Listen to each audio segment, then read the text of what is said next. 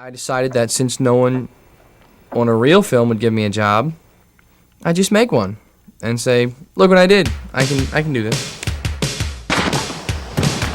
Someone's always bitching about safety and Action! 10.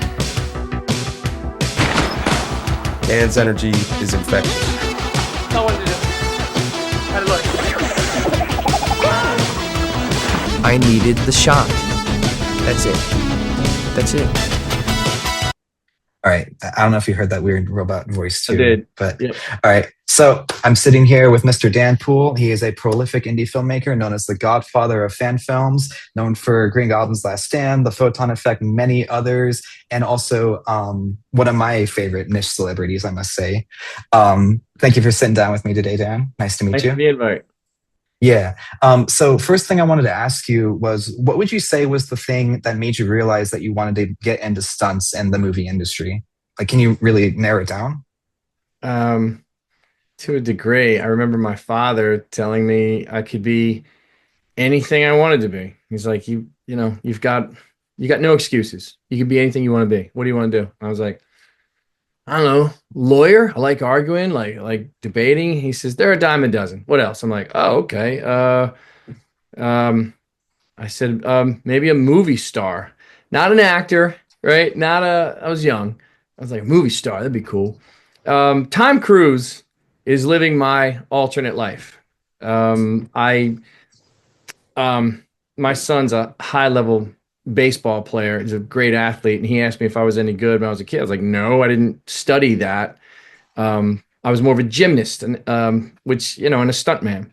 And so, I just thought about how cool it would be to do stunts and act, and just be part of storytelling in that way. I had a lot of energy. I'll say that, Martin.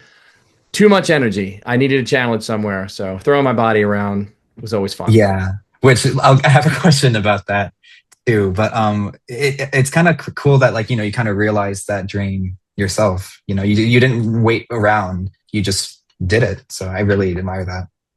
I had very few options. Everybody wants to be part of the. Everybody wanted to play at the high level, and everybody, whether you can or you can't, getting your shot is the tough part. And in 1988 was when I first became aware of NASA. So 1988, I'm 2 years out of high school. I know I'm holding up well.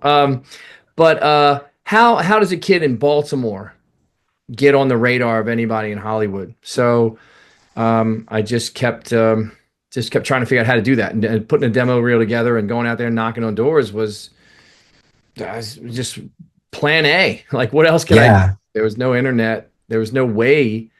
That was the only way. So that was my idea about how to go about it. So yeah, just kind of like trying to hustle in the beginning a bit. That's it.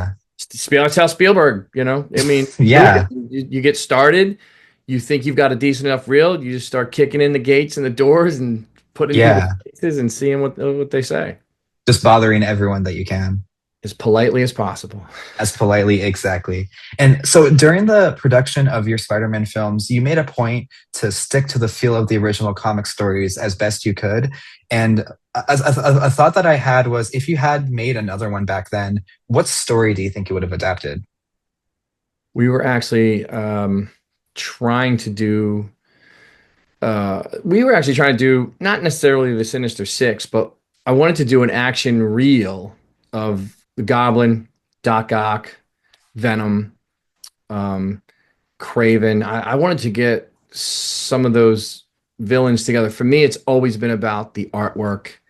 It's always been about the dynamic, just anatomy in motion and those costumes and then those characters.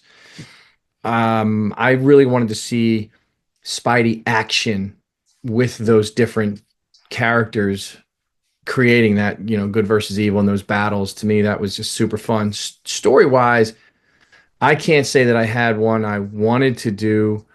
It's just that the more the Green Goblin became the best mask Eric Sapensky could pull off, and we couldn't really pull off Venom.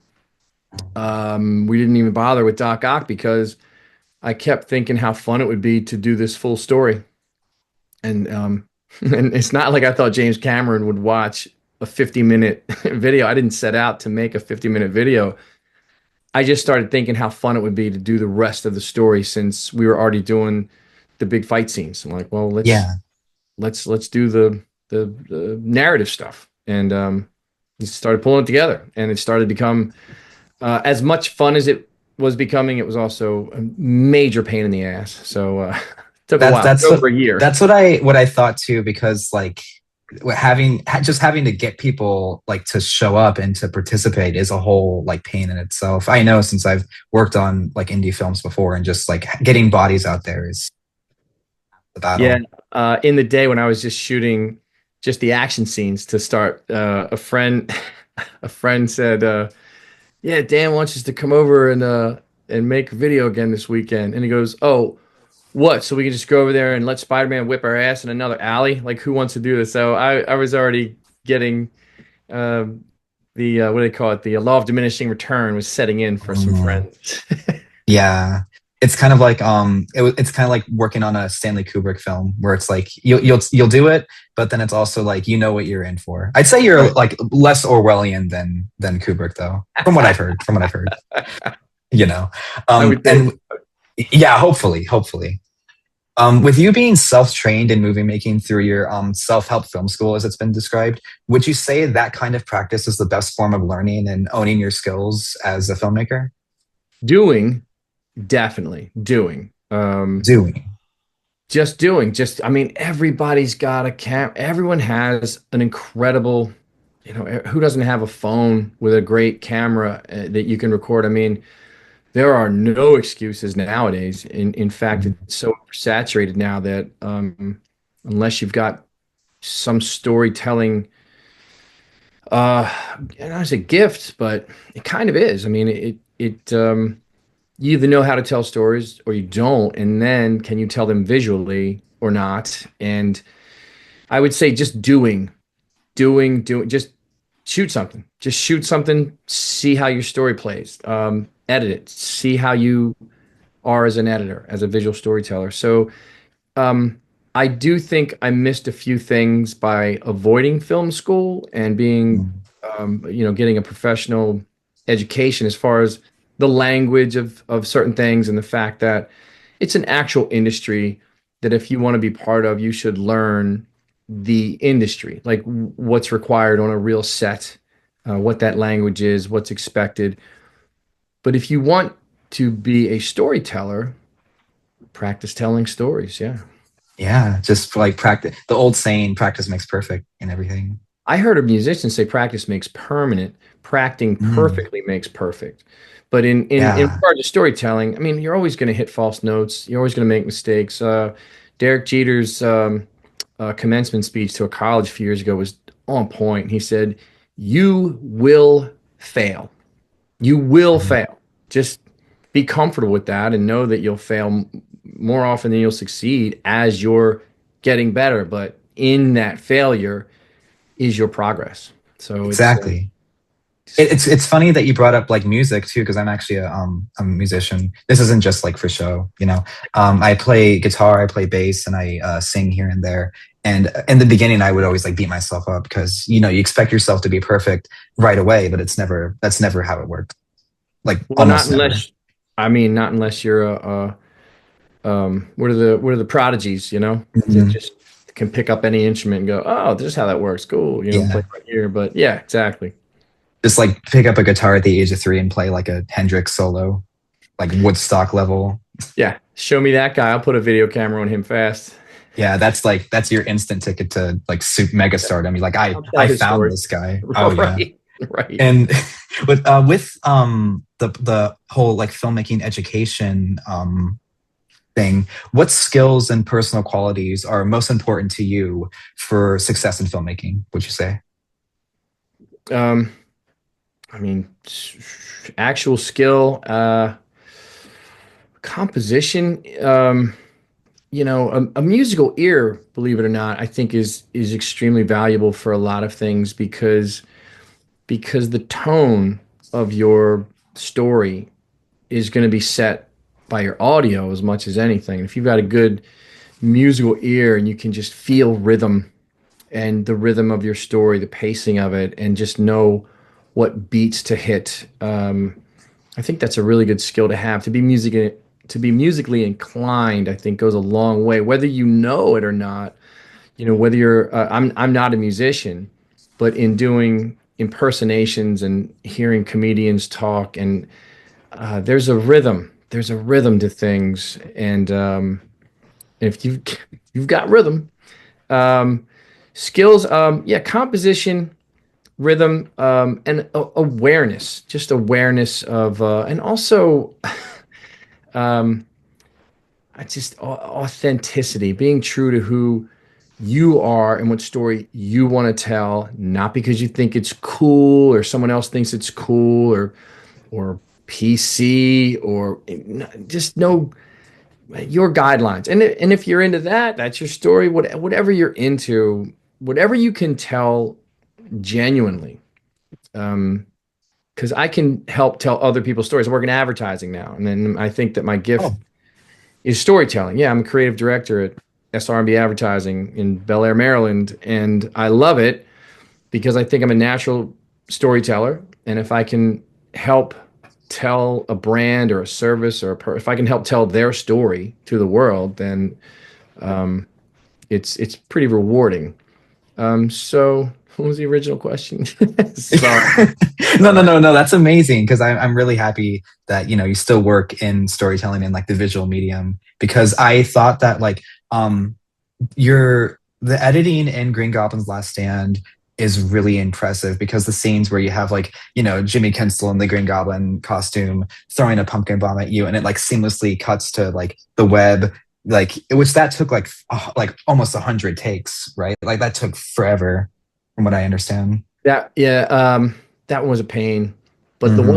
the one I'm really proud. There's a couple I'm really proud of that I didn't go to school for it. I didn't see a lot of behind the scenes filmmaking stuff. I didn't. We watched Sam Raimi. We watched Evil Dead, and Eric was big on how certain things were shot and what they looked and felt like. Um, but there were certain things I just figured out as I went, like the pumpkin bomb explosion to the face. I remember just throwing them at the lens, and then in the edit room where the explosion was that we hung the explosive, the flash powder, where the epicenter of that explosion was. I just drew a piece or put pieces of tape around that, and then went through the footage and found the pumpkin bomb that came the closest to that mark on the screen, and then made that. Just like the best like center image you could. Right. Yeah. So Yeah. where little things like that. Hmm. I would say the filmmaking part of it, the editing process, and directing the shots and figuring out how things looked was a ton of fun. And I had no idea that I had a knack for it. I just naturally, through being a comic book enthusiast, I just loved the Marvel way and how things looked and how dynamic they looked. And yeah, so Yeah. it was fun to film to create a story that way. I don't know. I'm off track. Yeah. You got to help me stay on track sometimes, man. Sorry, I No, no, no, ramble. you're good. No, no, no, it's cool. Like, rambling, I'm a rambler too, so you know how it goes. My next question is actually about editing. Since the 90s era of filmmaking is way before my time. I mean, I'm 19. So I'm more accustomed to things like Final Cut Pro and Adobe and stuff. So what was the editing process like then? Like what kind of tools were at your disposal? Um, it was VHS camcorder days, Oh and yeah. I was able to impress the people at Towson University at the time, Towson State University, in their film lab Mm. through an actor friend who I did a video for.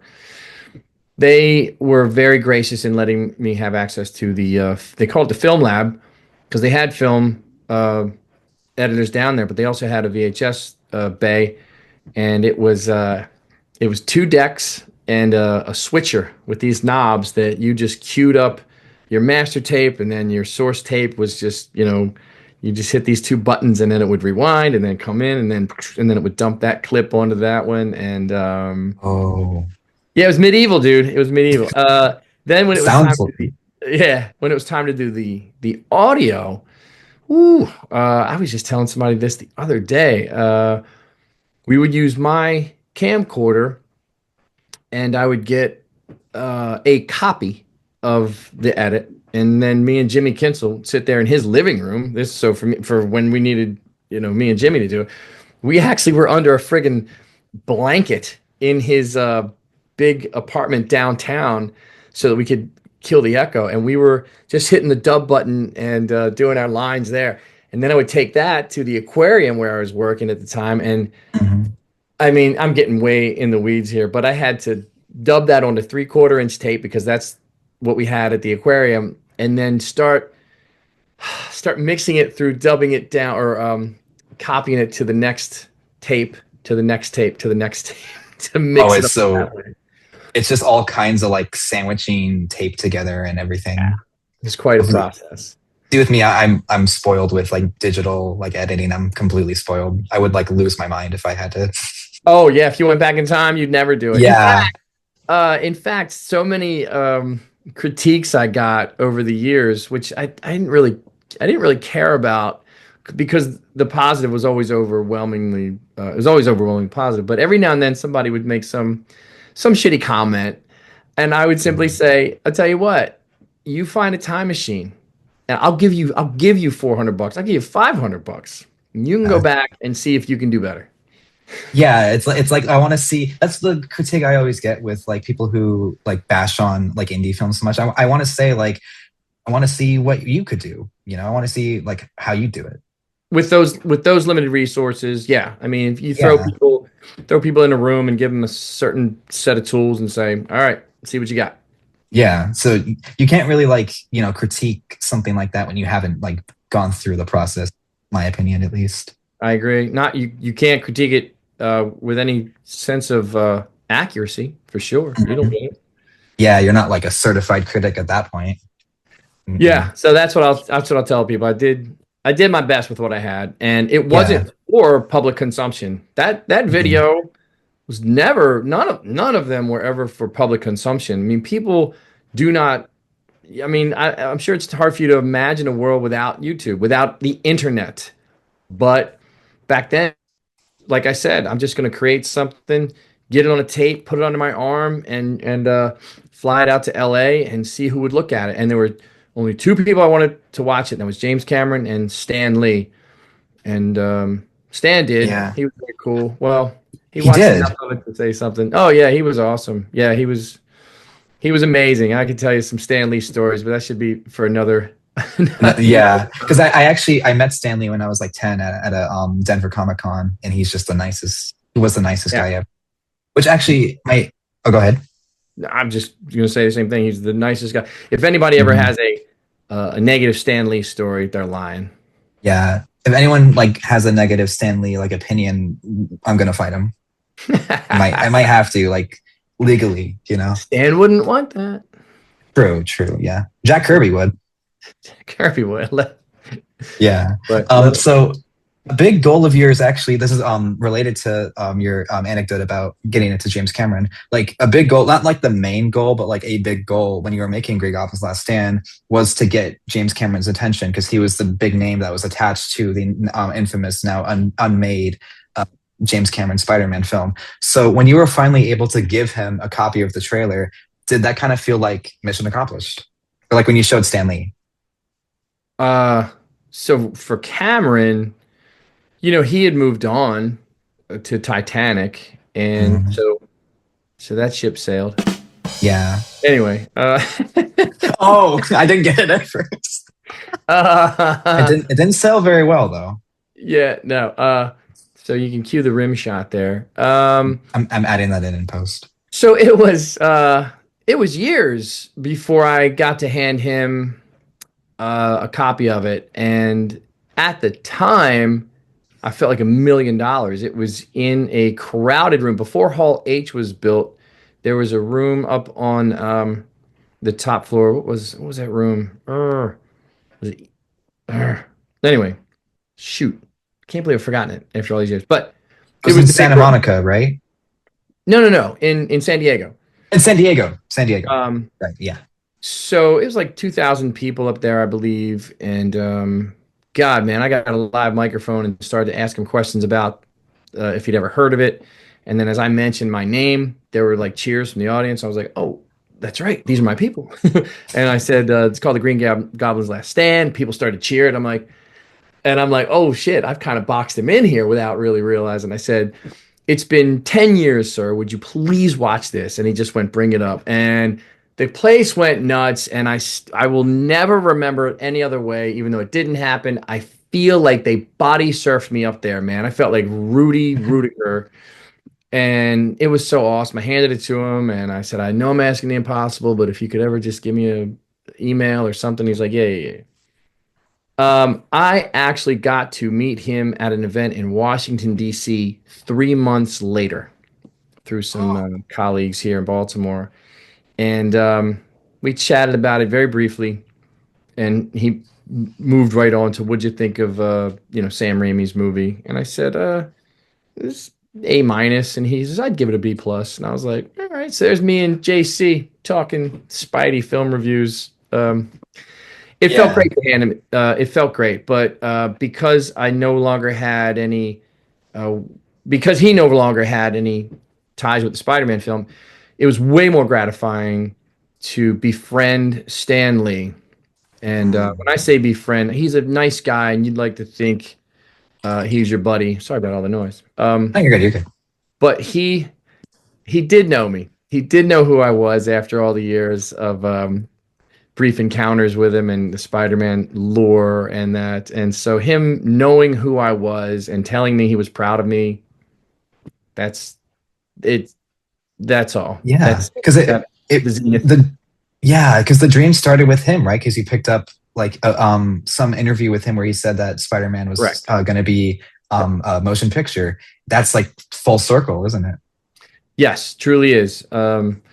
I don't know how often I tell this story, so I'm not sure if you've heard of it, but when we were starting to shoot The Green Goblin's Last Stand, Stan came to town for a convention, and so we're talking, say 91, 92, Mm-hmm. and I got to walk from the convention to his hotel with him and his manager, and he was, super nice, but they were in a hurry, so we were walking and walking and walking, and I started to describe to him what I was doing.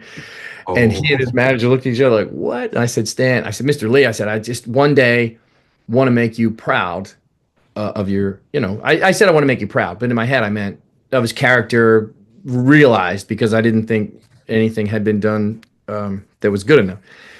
But I left it at, I just want to make you proud. And he said, my boy, you've already made me proud. I was like, well, I could stop now.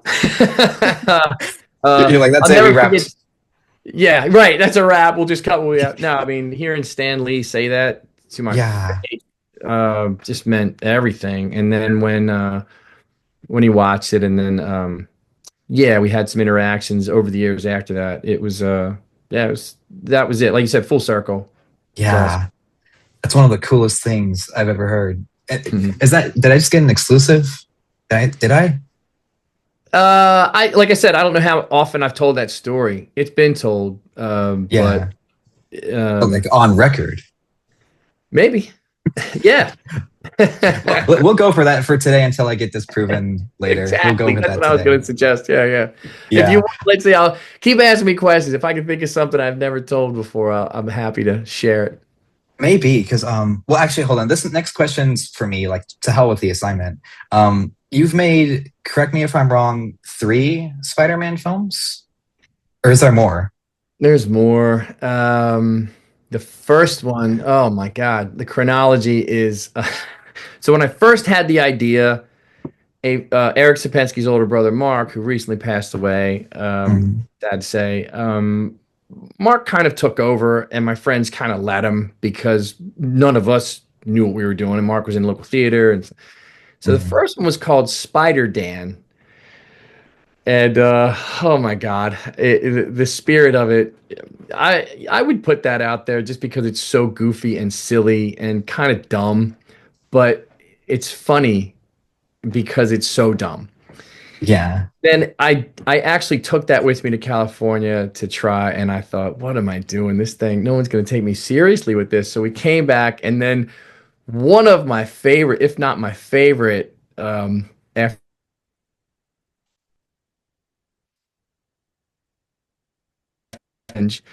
which stars friends of mine. So we made a 20-minute, just just two gangsters. Hmm. That I don't know if that'll ever be seen. I don't know, but it's a great 20-minute romp exercise with me and all my friends. It was a lot of fun, and we still laugh about it. And then after that was what I call the Quick and the Dead, just trying to get Bullseye and the Kingpin. Bullseye and yeah.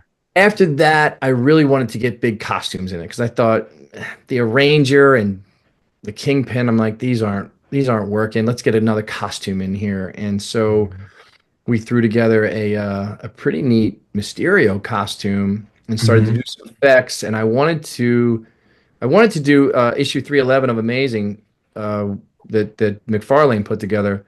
And we Hmm. shot some scenes of it, but again, too much to do at the time. Now with Hmm. AI, actually, that'd be fun Yeah. to go back and do. That would actually be fun to go back and do in earnest these days. Everybody's always like, "What are you gonna do? Well, you should do another one. You should do another." I'm like, "For what?" Now with AI, that could be a fun little exercise. Yeah. And Because so actually my question actually was like, we got the Quick and the Dead, Green Goblin's Last Stand, and the one with Mysterio that mm, isn't be released. And I was going to ask, like, will that ever see the light of day? Now it could, yeah, because or all it maybe I don't know. is pieces. It was just pieces. We never there was I tried three different ways to make it a story and it just wouldn't work. I didn't like any. Mm, It wasn't worth trying to pursue after the third failure of trying to wrap it up in something, and so it just became part of the action trailer. So it's yeah, how people have seen it over the years, and that 4-minute action trailer is the best they're ever going to see that footage. yeah. It just I doesn't. figured Yeah, yeah, yeah. the neat Mysterio costume. Did Eric Sapensky made the helmet too? That helmet, I realized, man. So again, way before your time, and before cases came in 30 packs. Back in the late 80s, early 90s, there were things called the Coors Light Party Ball, and it came in Oh, a box, and inside the box was a ball with the tap of Coors Light. And we were sitting around one night at a party. I was staring at it after we were halfway through it, and I was like, "Hey," I'm like, "Hey." So it was just a thin plastic. So we finished it and I cut a hole in it. And then we were like, if we spray painted this, and then my mom helped with the actual fabric. And then mhm. yeah, it was just thrown together. Like no one's going to walk around in the costume we threw together. It was just enough for Yeah, moving around and dubbing over and putting a fog machine in the room with. So, yeah. Which so of like the fun. bits that we've seen of like the fog effect and like the big Mysterio effect. Mhm. I thought it looked pretty cool and looked very like comic accurate to Mysterio's like illusions look with like all the Yeah. theatricality It and was fun to stuff. do, but Gyllenhaal and what they did. Oh man, that's one of my favorites to watch. I love The that. illusion scene, Yeah, love it so much. And yeah. just like I'm an avid Far From Home defender. No, I defend the whole MCU trilogy. I defend it to my dying breath. I can tell you that the Sony films, I've watched them all exactly one time. When The we're the Tom saying Holland films, I'll watch over and over. I'll watch anytime. yeah, because he kind of to me embodies like who I imagine in Spider-Man a lot of the time. Which actually it's funny because when people ask me like who my three favorite Spider-Man actors are, the three answers I've always given are Josh Keaton, Tom Holland, and Dan Poole. Well, thank you. And being like seriously, and then people ask like, "Well, who's Dan Poole?" And I pull up a chair, I sit down, and I take up my phone, and I'm like, "I got something to show you. I got something to show you." Martin, And it's that's just, amazing, man. It's amazing. yeah, The fact that I am 57 years old now, believe it or not, and I'm maybe halfway through. I'm 57, man. I made that thing when I was 20 something. I mean, it's been so crazy long, and yet you reached out to me a few days ago. It never yeah, dies. It always finds new fans. It's humbling. It's incredible, and I'm always excited to talk to fans about it because it's just it's yeah, just so cool. And I have thought about it over the years. I mean, I'm obviously a Spidey file. If I mhm. hadn't done it and I'd heard about it and I watched it, I'd be into it too. I'm like, he did what with what when? I'm like, damn, I'd want to know all about it too. So I Yeah. kind of It's get like it. it's like he swung how high off of that fire escape? Dude, let me tell you, when I think about going, it wasn't the swing because I Yeah. had my hand on that rope. Hmm. It was jumping through that hole in the roof of the top of the building Oh yeah, because yeah, yeah. when I went through that thing, there's a nice 3 foot ledge out there, but it's a 3 foot ledge out there. And so And to me, it's it looked like like, a football field back then. But I've still got cotton gloves on and window film for eyes. And I yeah, jumped out on that thing. And when I think about it now, you're like, what was I thinking? anything for this shot. I mean, I would still Yeah. do it if I had to, but I know now there's other ways. But back then, that Mhm. was That's all you had. I had Yeah. to go.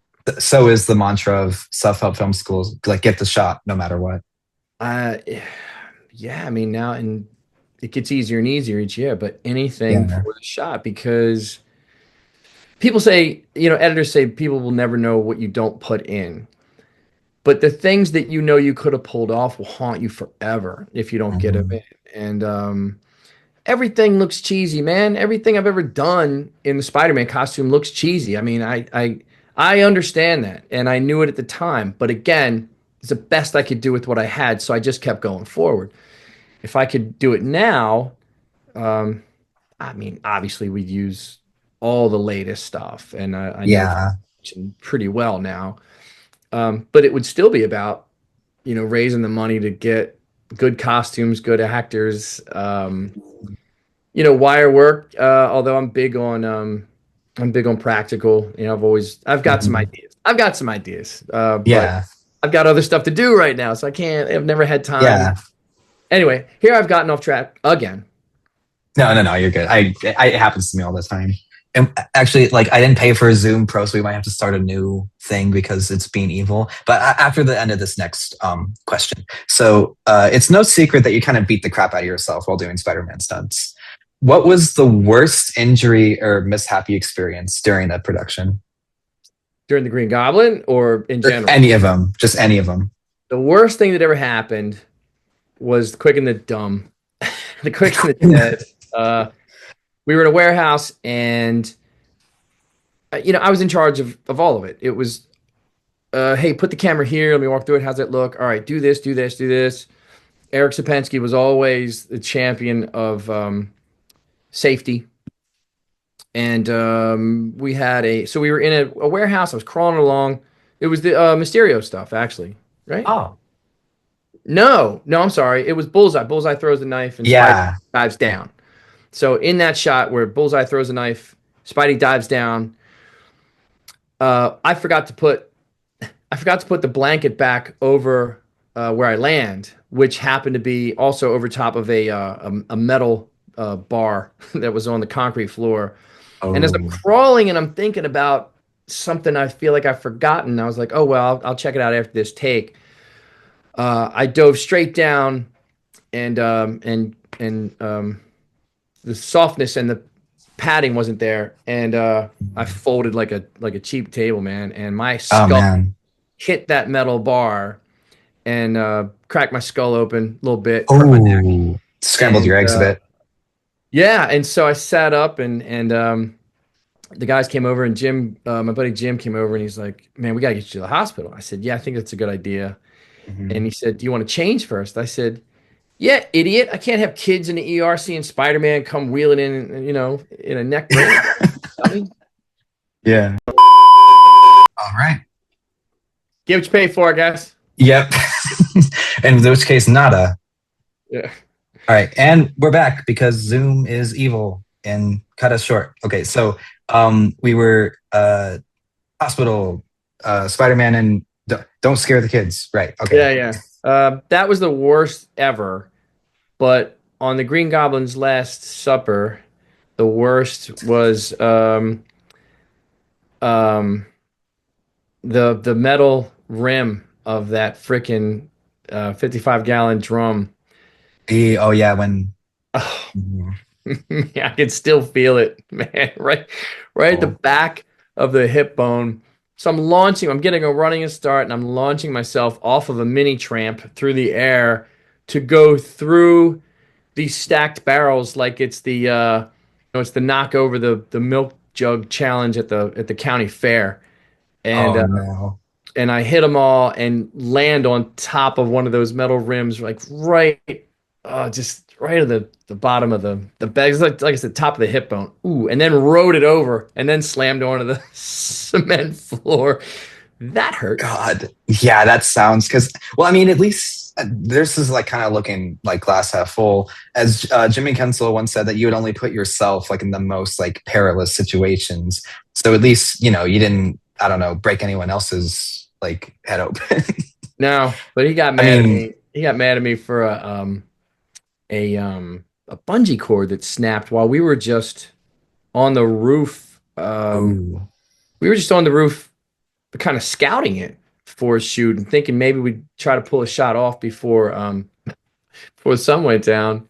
And mhm. then this bungee cord on something snapped and hit him right in the ankle, and he was like, "God," I'm like, "Sorry." So, yeah, I never asked anybody to go near the edge of the buildings or Yeah.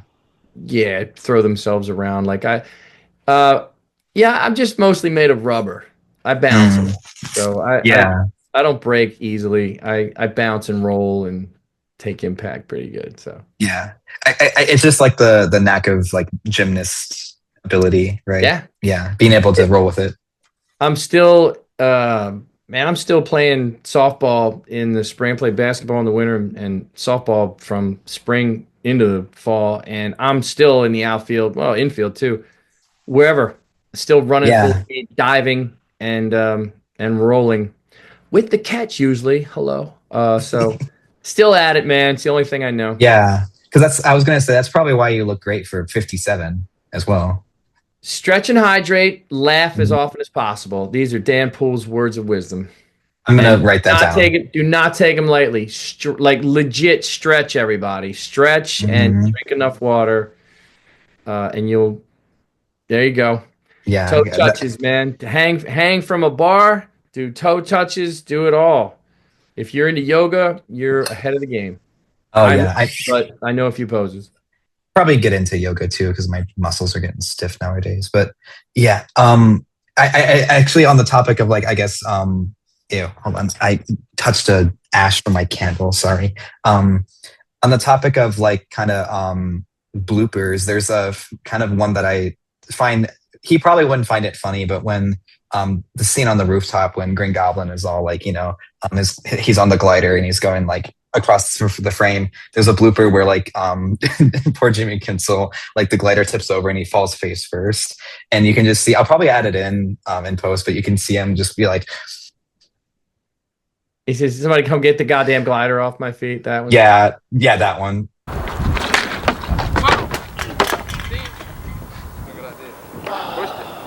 You alright, Jim? Kept going. Yeah, somebody get the fucking thing off my feet. Thank you. And and he's like, remember my fear, Dan? Oh yeah. Yeah, Oh, it's and so so funny. Yeah. Jimmy was a ton of fun to work with. Ton of fun. he seemed like it because I remember seeing something too that he kind of drew inspiration from Jack Nicholson in The Shining when he was portraying Norman Osborn a little bit.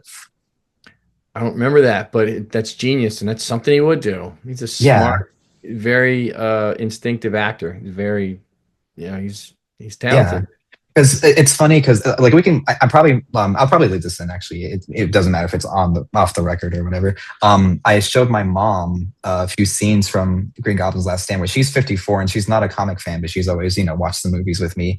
And it was the scene at the end when Spider-Man and Green Goblin are having like the final fight. And like the mask is all rainy foreshadowing. The mask is all like ripped up, and he's watching like Jimmy and Kensel being like, it's like, do you hear me, Spider-Man? And then like the later scene where it's like, you took her, you maniac. She said like, these guys are good. And I'm like, right? So Thank yeah, you. just fun little. Yeah, I'll tell her. I'll probably show her the interview. Honestly, I'm such a mama's boy. I'll be like, look what I did.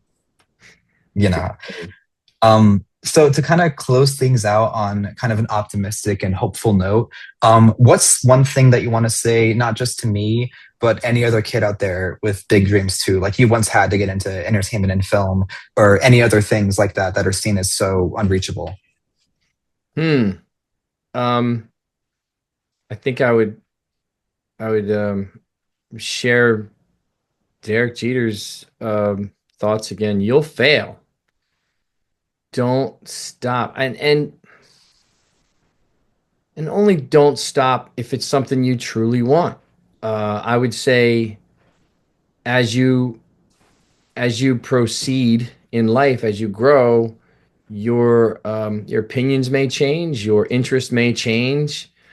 I think as long as you're, I mean, it sounds trite, but following your heart, following what you believe you want to do. Like my entire film career got put on hold to raise two incredible children, and I don't regret one stinking day of it. They're amazing human beings, and I stay healthy, right? Stay healthy. God, regard your health because you can't do anything without it. So stay healthy is in every way, mentally and physically. Keep a positive attitude. Keep working. I would say meeting people and putting yourself in the arenas, in the crowds. Surround yourself with the people that want the same things. Don't hang out with people that don't have those same interests for long. I mean, be where that scene is. Go toward it. Find out where the scene is. And then do your best to be part of it. That's Reach amazing. out to everybody. I mean, I say connections, but people. I've always prided myself in being rich in friends. I mean, just knowing people. I mean, make enough connections. And I don't know. I didn't rehearse anything. I didn't know that question was coming. So all I can say is be true to yourself. Follow your true self. And if you love something, you'll never work a day in your life. And I'm in my dream job now, just helping other people tell their stories. I absolutely love it, and I still get to write and shoot and edit. So I'm living the dream. And a friend of mine in Hollywood said I'm the luckiest out of everybody because Hollywood, if you get a job in the system on a shoot somewhere, your opinion and your input may not be that valuable. You're just a cog in the machine. And yeah, you're drawing a paycheck, and yeah, it's cool to be working in Hollywood, but it just depends what you want to do. If you want to be a grip, great. Go work as a grip. If you want to be in lighting, I mean, there's plenty. But if you want to tell stories and you want to be a storyteller and a director, just start telling stories. Yeah, just start and never stop, right? Yeah, and and I would say in that failure, maybe very importantly, is don't let people offend you, or because everyone's going to be a critic. Everyone's a freaking critic. And like we covered already, Martin, if they haven't done it yet, they don't know. And if they have done it, they'll have enough heart not to be a hard critic. Yeah. So all the negative criticism, it's just noise. Let it be noise. Don't let it deter you. If anything, let it spur you forward. You're always going to have naysayers. So I would say that's a pretty important part. And that's, I think, goes along with being healthy. Stay healthy. Have a good, positive image. Be confident. And surround yourself with people that are like-minded. You'll be all right. That's kind of like the beauty of like things like college, because you're around people who share the same goal. And just Yeah, like exactly. even like building like an ecosystem of Mhm. like an indie film ecosystem, which is like what a lot of like major cities have. It's, you know, something beautiful. It But is. it's an amazing way to put it, Dan. I think that's amazing. Yay. So I passed that question. Yay. Yeah, full flying colors.